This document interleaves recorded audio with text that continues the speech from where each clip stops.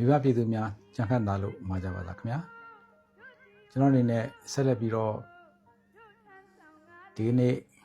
ဇန်နဝါရီ16ရက်နေ့မှာကျွန်တော်ရဲ့ agent အဖွဲ့မိန်ကွန်းအပြီးမှာကျွန်တော်ရှေ့နေအဖွဲ့တွေကနေပြီးတော့မှရှောက်လဲခဲ့ကြတဲ့အကြောင်းအရာလေးတွေအချင်းချုပ်ပြီးတော့မှတင်ပြချင်ပါတယ်ပထမဆုံးကျွန်တော်ရဲ့ဥဆောင်ရှေ့နေဖြစ်တဲ့ဒေါက်တာခရစ်စတိုဖာစတေကာနေပြီးတော့မှကျွန်တော်ရှောက်လဲချက်အတွက်ကိုညီတန်းပိုင်းကိုစပြောပါတယ်အဲ့ညီတန်းပိုင်းပြီးတဲ့အခါကျတော့ဒီအမှုဖြစ်ပေါ်လာတဲ့နောက်ခံသမိုင်းကြောင်းကိုလည်းပဲသူရှင်းပြတော့ပါတယ်အဲ့တော့သူ့ရဲ့ညီတန်းပိုင်းမှာလည်းပဲကျွန်တော်ပြောခဲ့တဲ့အကြောင်းအရာတွေလိုပါပဲဒီတစ်ဖက်ကဂမ်ဘီယာရဲ့ဒီလိုအပ်ချက်တွေပြက်ကွက်မှုတွေနောက်ပြီးတော့မှဖုံးကွယ်ထားမှုတွေဒါတွေကိုထောက်ပြပြီးတော့မှဆွေးနွေးသွားတဲ့အနေအထားမျိုးရှိပါတယ်အဲ့တော့ဖုံးကွယ်ထားမှုဆိုတဲ့ဥစ္စာကတော့တကယ်တမ်းဒီကိစ္စဖြစ်လာတာကအာဆာရဲ့အကြမ်းဖက်တိုက်ခိုက်မှုကြောင့်ဖြစ်တာပါသို့တော်ညာလည်းပဲဂမ်ဘီယာရဲ့ရှောက်လဲချက်တွေမှာအာဆာကိုဘာမှမရှိတဲ့ပုံစံမျိုးနည်းနည်းပါးပါးလေးပဲထည့်ပြီးတော့မှပြောသွားအာဆာနဲ့ပတ်သက်တဲ့အကြမ်းဖက်မှုတွေကိုလည်းပဲဘာမှရေရာပြောမသွားဘူးအဲ့ဒီအတွက်ကြောင့်မလို့မြန်မာတပ်မတော်ကဒီရခိုင်မြောက်ပိုင်းမှာဖြစ်နေတဲ့ဒီတိုက်ခတ်မှုတွေကနေပြီးတော့မှချောင်းပြပြီးတော့မှမတရားနှိပ်စက်တပ်ဖြတ်တာတွေလုပ်သွားတယ်ဆိုတာမျိုးပုံကြီးချက်ပြီးတော့မှပြောသွားတာဖြစ်ပါတယ်ဒါကြောင့်မလို့ဒီဏ္ဍာန်ပိုင်းမှာတော့အဲ့ဒီအကြောင်းအရာတွေဖော်ထုတ်ပါတယ်နောက်တစ်ခုကတော့ဒီတစ်ဖက်ကအုပ်စုရဲ့အားနည်းချက်လိုအပ်ချက်တွေဖြစ်တဲ့တက်သေးပြရန်တာဝန်ပေါ့နော်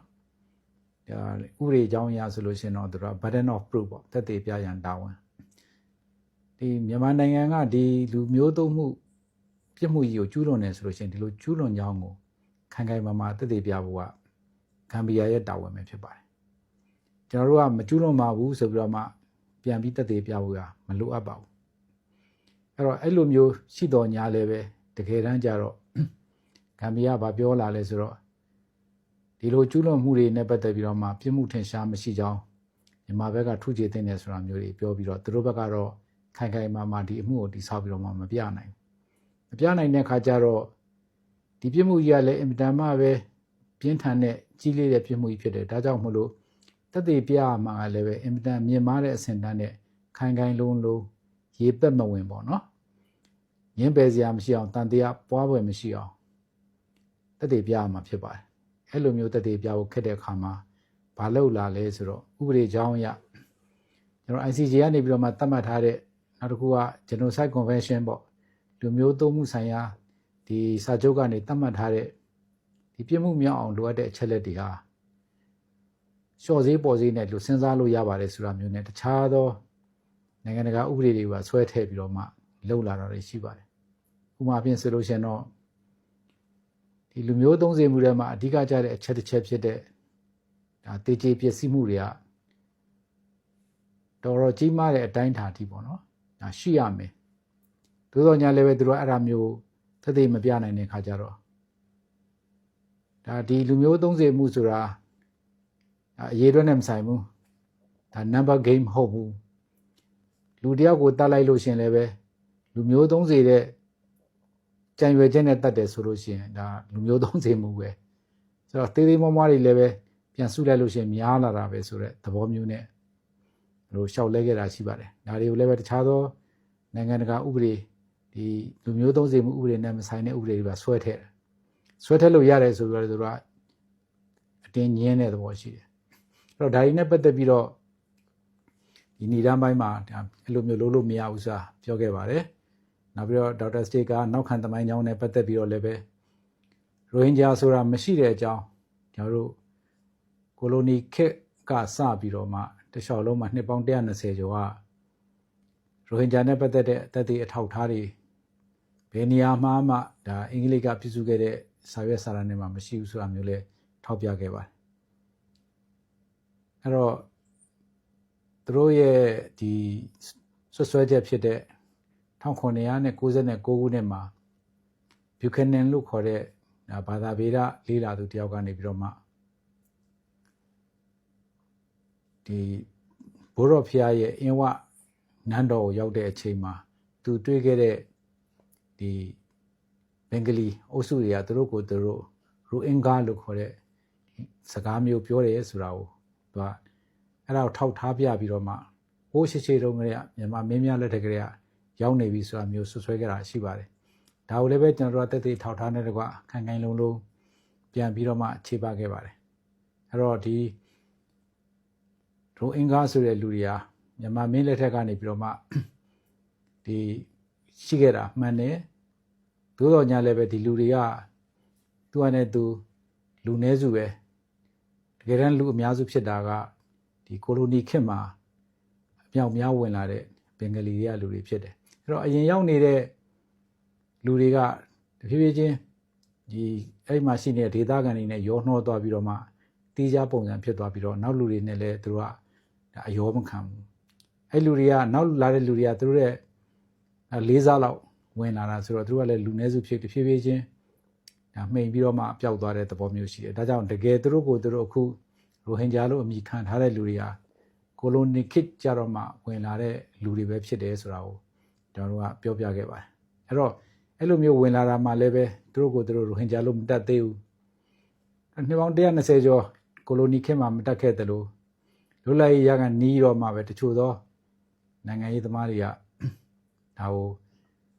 သူတို့နာမည်ကိုခေါ်ဖို့အတွက်ကိုလူမျိုးစုနာမည်တစ်ခုတက်ဖို့အတွက်ကိုလှုပ်လာတာဖြစ်ပါတယ်သို့တော်ညာလည်းပဲအဲ့ဒါလည်းပဲမတွင်ကျယ်ခဲ့ပါဘူးမတွင်ကျယ်ခဲ့ပဲနဲ့1900နဲ့ဒီ90ပြည့်လွန်နှစ်တွေလွန်သွားပြီးတဲ့နောက်ပိုင်း2000ပြည့်နှစ်တွေရောက်တဲ့အထိကိုပဲကုလသမဂ္ဂအဖွဲ့အစည်းတွေကိုယ်တိုင်ကဒီလူအဖွဲ့အစည်းနဲ့ပတ်သက်လို့ရှင်ဘင်္ဂလီတွေကနေပြီးတော့မှဘင်္ဂလီလူမျိုးတွေကိုရိုဟင်ဂျာလို့ခေါ်တဲ့ဘင်္ဂလီတွေပဲဆိုတာမျိုးတွေပြောခဲ့တာတွေရှိပါတယ်ဆိုတော့ခုအားတွေကဒီလာပြီးခဲ့တဲ့ဆယ်စုနှစ်လောက်ကြာတော့မှဒါမီဒီယာကိုသုံးပြီးတော့မှတင်းတင်းကြပ်ကြပ်ဖြစ်လာတယ်ဆိုတဲ့အကြောင်းကိုကျွန်တော်တို့အဲ့ဒီပိုင်းလေးမှာဒေါက်တာစတစ်ကရှင်းပြခဲ့တာဖြစ်ပါတယ်အလားတူပဲဒီတစ်ဖက်ကနေပြီးတော့မှကြီးကျယ်ကိုအားထားပြီးအသုံးပြုနေရတဲ့ FFM ဆိုတဲ့အဖွဲ့အစည်းရဲ့ထွက်ဆိုချက်တွေကလည်းပဲလုံးဝအားကိုးလောက်စရာမရှိဆိုလည်းသူပြောခဲ့ပါတယ်နောက်ပိုင်းမှာသူကအဲ့ဒီကိစ္စနဲ့ပတ်သက်ပြီးတော့တီးခြားကိုပဲအခန်းတစ်ခန်းယူပြီးတော့မှရှင်းလင်းသွားပါတယ်တကယ်တော့ FFM ဆိုတာကဒီကုလသမဂ္ဂလူခွင့်ရေးကောင်စီကနေပြီးတော့မှစတင်ပြီးတော့မှဖွဲ့စည်းခဲ့တာဖြစ်တယ်အဲ့လိုဖွဲ့စည်းခဲ့တာမှာကျွန်တော်တို့လူကအလုံးပေါင်းမှ3ယောက်ပဲပါတယ်အဲ့ဒီအဖွဲ့ကသူ့ကိုအထောက်အကူပြုတဲ့ဒီ staff ကလည်းပဲ10ခန်းပဲရှိတယ်အဲ့ဒီလူတွေကရာပေါင်းများစွာသောတက်သေးတွေလိုက်ပြီးတော့မှမေးမြန်းတယ်မေးမြန်းပြီးတော့အဲ့ဒါတွေစူးစီးပြီးတော့မှအစီရင်ခံစာဆိုပြီးမှထုတ်တယ်အဲ့တော့မေးမြန်းတဲ့အခါမှာလည်းပဲသူတို့ပေးတဲ့ဒီတာဝန်က mandate ကတရားရုံးမှာဆွဲတင်နိုင်မှုအတွက်ကိုအဆင့်လောက်ထိလုတ်ကင်ထားဖို့မဟုတ်ဘူးသူကသတင်းချက်လက်တွေရှာဖွေစုဆောင်းတဲ့အဆင့်ပဲရှိတယ်အဲ့တော့သူတို့ရဲ့ဒီမှတ်တမ်းတင်ထားတဲ့ record တွေပေါ့နော်မှတ်တမ်းတွေဟာအများကြီးပဲတက်တေကံဖြစ်နေသုံးပြကတော့စမ်းမမိဘူးသူသဖြင့်တော့ဒီလောက်ကြီးလေးတဲ့ပြမှုတွေကိုသုံးပြတဲ့ကစမ်းမမိဘူးသို့တော်လည်းပဲအဲ့စမ်းမမိတဲ့ဥစ္စာကိုသူတို့ကကြီးကျယ်ဆက်ပြီးတော့မှသုံးနေတာဖြစ်တယ်အဲ့တော့အဲ့ဒီကနေပြီးတော့မှသူတို့လုပ်ခဲ့တဲ့ဒီ interview တွေပေါ့နော်မှတ်တမ်းတွေကိုလည်းပဲတကယ်တမ်းကျတော့တရားခွဲမှာတင်မယ်ဆိုလို့ရှိရင်သူ့ရဲ့ထုံးစံအရတရားပြိုင်တွေအကုန်လုံးဒီမှတ်တမ်းတွေကိုပြရမယ်အဲ့တော့ FFM မှာရှိနေတဲ့မှတ်တမ်းတွေကျွန်တော်တို့လည်းမပေးဘူးတစ်ဖက်ကလည်းမပေးဘူးတရားရုံးကိုလည်းမပေးဘူးအဲ့တော့ကျွန်တော်ကဘုမတိဘာမတိနဲ့နာမည်မသိတဲ့လူတွေရဲ့ထွက်ဆိုချက်တွေကိုဒါအမှန်ဖြစ်နေယူပြီးတော့တရားရုံးမှာစစ်ဆေးဖို့အတွက်ကိုတို့ကတိုက်တွန်းနေတာဖြစ်တယ်နောက်တစ်ချက်ကတော့အဲ့လိုလိုက်ပြီးတော့မှဒီစစ်ဆေးတဲ့နေရာမှာသူ့မှာစံရှိတယ်အပြစ်မှုတစ်ခုကိုစစ်ဆေးမယ်ဆိုလို့ရှိရင်သက်သေခံဥပဒေတွေအရထွက်ဆိုတဲ့သက်သေတွေကသူတို့ကိုသူတို့ဒါမှန်ကန်ပါတယ်ဆိုတဲ့အကြောင်းကိုပြန်ပြီးတော့မှဖတ်ရှုပြီးတော့မှအတည်ပြုပြီးတော့မှလက်မှတ်ထိုးရမယ်ဒါအပြင်ကိုပဲဆွဆွဲခံရတဲ့လူကနေပြီးတော့မှသူတို့ပြန်ပြီးတော့မှမြေကွန်းထုတ်ပိုင်ခွင့်ရှိရမယ်အဲ့တော့အားလုံးဒီလိုအချက်မျိုးတွေပြည့်စုံရမယ်နောက်ပြီးတော့မှလွတ်လပ်တဲ့ဒီအခြေအနေမှာဖိ ဖိအားပေးမှုမရှိတဲ့အခြေအနေတွေမှာတက်သေးထွက်ဆိုရမှာဖြစ်တယ်ဆိုတော့ဒီလိုအချက်လက်မျိုးတွေနဲ့ပြည့်စုံတယ်လို့ဘယ်လို့မှမဆိုနိုင်ဘူးအဲ့တော့ရသလောက်အချက်တွေထဲမှာဆိုလို့ရှိရင်ဒီ FFM ကထွက်ဆိုတဲ့တက်သေးကဒီတရားရုံးကိုရောက်ရှိလာတာကျွန်တော်တို့ရတာဆိုတစ်ယောက်တည်းပဲရှိတယ်အဲ့ဒီတစ်ယောက်တည်းမှာလည်းဘယ်လိုရေးထားလဲဆိုတော့ FFM ကစစ်ဆေးတဲ့လူကအခုဒီထွက်ဆိုတဲ့လူကအာစာအဖွဲ့ဝင်ဖြစ်တယ်လို့ယူဆရတယ်သူပြောသမျှတွေကလည်းပဲမှန်ကန်တယ်လို့ပြောလို့မရဘူးအာစာနဲ့ပတ်သက်ရင်တော့သူဖုံးကွယ်ထားတာတွေရှိတယ်အဲ့လိုမျိုးတွေဆိုမှတ်ချက်ရေးထားတာရှိတယ်အဲ့တော့ဒီလိုမျိုးအနေထားမျိုးနဲ့ဒါထွက်ဆိုထားတဲ့ဒီ FFM ရဲ့ဒီတက်သေးဆိုတဲ့လူတွေရဲ့ထွက်ဆိုချက်တွေကဘယ်လိုလုပ်ပြီးတော့ကျွန်တော်တို့ယုံကြည်ရမှာလဲဒါကိုသေးစိတ်ရှင်းလင်းသွားတဲ့အနေအထားမျိုးဖြစ်ပါတယ်အဲ့နောက်ပိုင်းမှာလည်းဥပဒေကြောင်းနဲ့ပတ်သက်ပြီးတော့ကျွန်တော်တို့ရဲ့ရှင်းနေတွေကဆွာပြောတဲ့ဒီအမှုကိုစစ်ဆေးရမှာကျင့်သုံးရမယ်ဒီတက်သေးတွေရဲ့အဆင့်တန်းတက်သေးတွေရဲ့တက်သေးကံဝင်မှုအားရှိတာအားမရှိတာပေါ့ weight ပေါ့ evidential weight မရှိတာတွေရှိတာတွေဒါတွေကဘယ်လိုဖြစ်တဲ့တယ်ဆိုတာတွေအကုန်လုံးဥပဒေကြောင်းအရပြန်ပြီးတော့မှအသုံးသက်တင်ပြသွားပြီးတော့မှဂမ်ဘီယာသုံးစွဲနေတဲ့ FFM ရဲ့ထွက်ဆိုချက်တွေဟာစိုးရပြောတဲ့စံနေနဲ့ဘယ်လို့မှမကိုက်ညီဘူးဒါကြောင့်မလို့ဒါကိုတက်သေးဖြစ်နေလုံးဝမသုံးသင့်ပါဘူးဆိုတာမျိုးရှောက်လဲသွားပါတယ်အဲ့ဒါအပြင်ကိုအမှုကြောင်းချင်းရအချက်လက်နဲ့ပတ်သက်ပြီးတော့လည်းပဲစိုးရပြောတဲ့အာစာရဲ့အနေထားအာစာဖွဲ့စည်းခဲ့ပုံအာစာကနေလုပ်ခဲ့တဲ့အကြမ်းဖက်မှုတွေသူသဖြင့်တော့အကြီးအကျယ်အာစာနေပြီးတော့မှဒီလှုပ်ဆောင်သွားတဲ့ခမောင်းစိတ်ကြေးရွာအုပ်စုကဟိန္ဒူဒါ community ကအလုံးပေါင်းလူ100လောက်ပေါ့နော်တပ်ဖြတ်သွားပြီးတော့မှဒီကလေးနဲ့အမျိုးသမီးတွေ16ယောက်ကိုဖမ်းဆီးပြီးတော့ခေါ်ဆောင်သွားတဲ့ကိစ္စအဲ့ဒါတွေကိုဒါကျွန်တော်တို့မျက်မြင်သက်သေတွေရောနောက်ပြီးတော့မှဒီနိုင်ငံတကာအဖွဲ့အစည်းတွေသူတို့တွေကနေပြီးတော့မှထုတ်ပြန်ထားတာတွေနဲ့ပေါင်းဆက်ပြီးတဲ့အခါကျတော့ပြန်ပြီးတော့မှဒီလိုအခြေအနေတွေဖြစ်ခဲ့တယ်ဆိုတာကိုဒါတို့ရှင်းလင်းခဲ့ပါတယ်အဲ့ဒါအပြင်ကိုပဲအာစာအဖွဲ့ကရခိုင်ပြည်နယ်မြောက်ပိုင်းမှာတင်တောင်းကျမ်းတာမဟုတ်ဘူးဒီကထွက်ပြေးသွားတဲ့လူတွေဟိုဘက်ကမ်းမှာဟိုဘက်နိုင်ငံမှာရောက်နေတဲ့အခါမှာအဲ့ဒီမှာရှိတဲ့စခန်းတွေမှာလည်းပဲသူတို့ကစနစ်တကျနဲ့အဲ့ဒီစခန်းတွေကိုနောက်ကိုယ်ကနေအုပ်ချုပ်ပြီးတော့မှစက်ကြီးကောက်တာတွေလူတက်တာတွေပြန်ပေးဆွဲတာတွေစသဖြင့်အဲ့ဒီအလုပ်တွေအများကြီးလုပ်တယ်သူတို့တော့ညစိုးရလို့တော့မှအဲ့ဒီကလူတွေကခေါ်ကြတာတအားကြောက်ရတယ်ကြောက်ရတဲ့အခါကျတော့နောက်ပိုင်းမှာထွက်ပေါ်လာတဲ့ထွက်ဆိုချက်တွေအရလိုက်မေးတဲ့သတင်းစာတွေမီဒီယာတွေနောက်တစ်ခုကအခုလို FFM လို့အဖွဲ့အစည်းတွေစစ်ဆေးသမျှတွေမှာဘာပေါ်လာလဲဆိုတော့သူအာစာနဲ့ပတ်သက်ရင်စကားတောင်မှမစားရဘူးအာစာအကြောင်းလည်းမပြောရဘူးတချို့ပုံမှန်လည်းပြောရတဲ့အမည်မဖော်တဲ့လူတွေကတော့ကျွန်တော်တို့ကပြောလို့မဖြစ်ဘူးပြောလို့ရှိရင်ကျွန်တော်အသက်ခံမှာအဲ့လိုမျိုးတွေဒီကိုပြောလာအဲ့တော့ဒီခမောင်းစိတ်ကိစ္စမှာလည်းပဲကြံရစ်နေတဲ့ဆိုတဲ့ဟိန္ဒူဒါအမျိုးသမီးရ8ယောက်ကလေးလေးရ8ယောက်အလုံးပေါင်း16ယောက်သူတို့လည်းပဲခေါ်သွားတဲ့အချိန်မှာဘာကြောင့်ခြံထားခဲ့ရလဲဆိုဒီအမျိုးသမီးတွေကိုဟိန္ဒူဘာသာနေပြီးတော့မှအစ္စလမ်ဘာသာကိုဒါပြောင်းလဲပြီးတော့မှခံယူရမယ်ပြီးလို့ရှိရင်သူတို့စီစဉ်ထားတဲ့အာစာအဖွဲ့ဝင်တွေနဲ့အိမ်တော်ပြုရမယ်ဆိုပြီးတော့မှအတင်းကျပ်လုပ်ပြီးတော့မှခေါ်ဆောင်သွားတာဖြစ်ပါတယ်အဲ့ဒါအပြင်ကိုပဲဟိုဘကန်းကိုရောက်တဲ့ခါကျတော့မီဒီယာတွေကိုခေါ်ပြီးတော့မှသူတို့ကိုသူတို့ရဲ့အမျိုးအဆွေတွေဒီဆိုရပြလူ69ယောက်ကိုတတ်တာကအာစာမဟုတ်ပါဘူးတကယ်တမ်းကျတော့အဲ့ဒါတပ်မတော်နဲ့ရဲတွေနဲ့ရခိုင်တွေကတတ်တာပါအဲ့လိုမျိုးပြောရမယ်အဲ့သူတို့ဒီအစ္စလမ်ဘာသာကိုပြောင်းလဲပြီးကိုးကွယ်တာလေသူတို့ရဲ့ဆန္ဒတိုင်းဖြစ်ပါတယ်တကယ်တမ်းကျတော့အာစာ